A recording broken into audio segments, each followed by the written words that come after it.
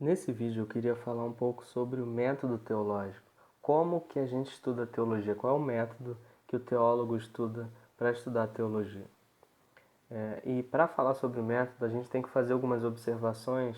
A gente vai estudar isso aqui em detalhes depois, mas a gente tem que trazer essas observações aqui para o início para poder estabelecer o método teológico.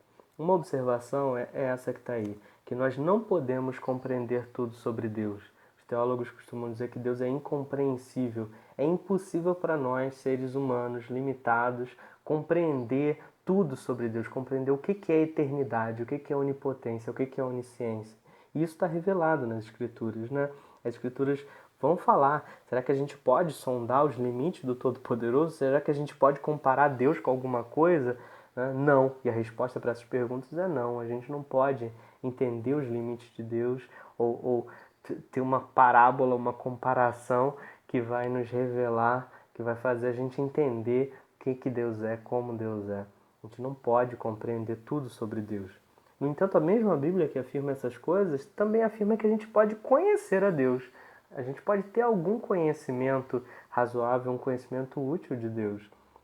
É isso que Jesus diz, essa é a vida eterna, que te conheçam a ti, o único Deus verdadeiro, a Jesus Cristo, a quem enviaste. Ou seja, a gente pode conhecer a Deus e a Jesus.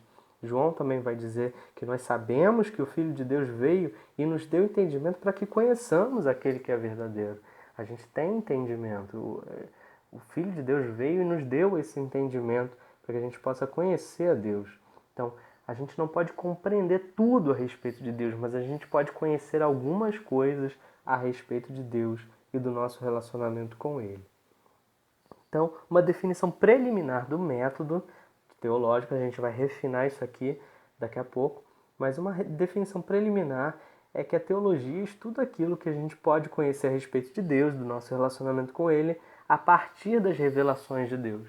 Então, se a gente não pode compreender totalmente Deus, a gente só pode partir dos momentos e das vezes em que Deus se revelou. E a partir desses momentos, daquilo que Deus revelou ao longo dos anos, ao longo dos séculos, a gente vai tirando conclusões sobre quem Deus é e sobre como a gente pode se relacionar com Ele.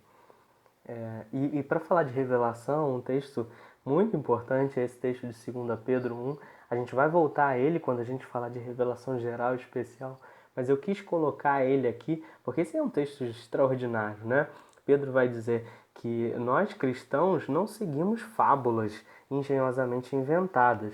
E ele vai provar isso porque, pelo contrário, nós fomos testemunhas. Nós quem? Nós é Pedro, é Tiago, João, né? São aqueles apóstolos. Ele vai dizer que nós fomos testemunhas oculares da majestade de Cristo. Quando ele recebeu honra e glória da parte do Pai, quando da suprema glória lhe foi dirigida a voz que disse: Este é o meu Filho amado, em quem me agrado. Pedro estava lá no Monte da Transfiguração quando a voz veio do céu e disse isso. É isso que ele vai dizer. Nós mesmos ouvimos essa voz vinda do céu quando estávamos com ele no Monte Santo. Pedro viu a Cristo, que é Deus encarnado. Pedro ouviu a voz do céu dizendo isso. Só que aí Pedro vai escrever uma coisa extraordinária. Ele viu Cristo, ele ouviu a voz de Deus. Quer revelação mais clara do que essa? Pedro vai dizer: quer. Ele responde, ele diz: temos ainda mais firme. O que pode ser ainda mais firme do que ver Deus encarnado? O que pode ser ainda mais firme do que ouvir a própria voz do Pai vinda do céu? A palavra dos profetas, a Bíblia, as Escrituras. Pedro está dizendo que a palavra dos profetas, a Bíblia, as Escrituras, é um fundamento ainda mais firme para conhecer a Deus. Vocês farão bem se a ela prestarem atenção, como a uma candeia que brilha em lugar escuro, como a única luz que vocês têm.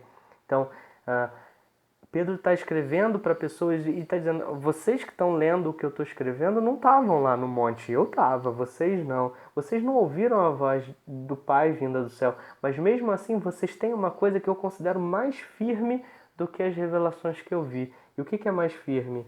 A Bíblia. A Bíblia é um fundamento ainda mais firme do que qualquer outra revelação que exista de Deus. Então, se a teologia estuda aquilo que a gente pode conhecer a respeito de Deus na revelação dele, a base da teologia precisa ser a Bíblia. E essa revelação, então, de Deus é fixa, é firme, né? E alguém poderia perguntar, poxa, mas se a revelação de Deus é fixa, é tão firme assim, e se a igreja tem essa revelação fechada aí já há quase 2000 anos, por que a tarefa da teologia não terminou? Né? Por que não existe uma teologia sistemática, então, que responda todas as perguntas?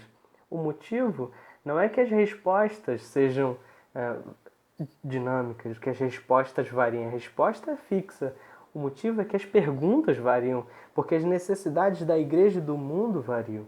Então é tarefa de cada geração fazer e refazer perguntas que possam ser respondidas pela palavra de Deus. Então, o método teológico é assim, ele parte da Bíblia e das perguntas de seu tempo. Ele compara a Bíblia e as perguntas do nosso tempo. E ele avalia como a Bíblia encara essas perguntas. Não apenas como a Bíblia responde às perguntas, mas como a Bíblia encara. Será que essa é uma pergunta que a gente deveria fazer? E se for, como a Bíblia responde? Então, a tarefa do teólogo não é como a tarefa de um matemático que tem um conjunto de axiomas e pressupostos e a partir daí sai deduzindo tudo o que ele precisa. Não. A tarefa do teólogo é mais ou menos como a tarefa de um detetive. É a tarefa de levantar evidências a respeito daquilo que a gente pode conhecer de Deus, sobre quem Deus é, sobre como a gente pode se relacionar com Ele e levantar essas evidências a partir da Bíblia para responder às perguntas do nosso tempo. Então é uma tarefa mais parecida com a tarefa do detetive do que com a tarefa do matemático ou do filósofo. Então esse é o método teológico, é assim que a gente vai caminhar, sempre tendo como fundamento a Bíblia e procurando na Bíblia evidências que avaliem e que respondam às perguntas do nosso tempo, as perguntas que são relevantes para a igreja e para o mundo hoje.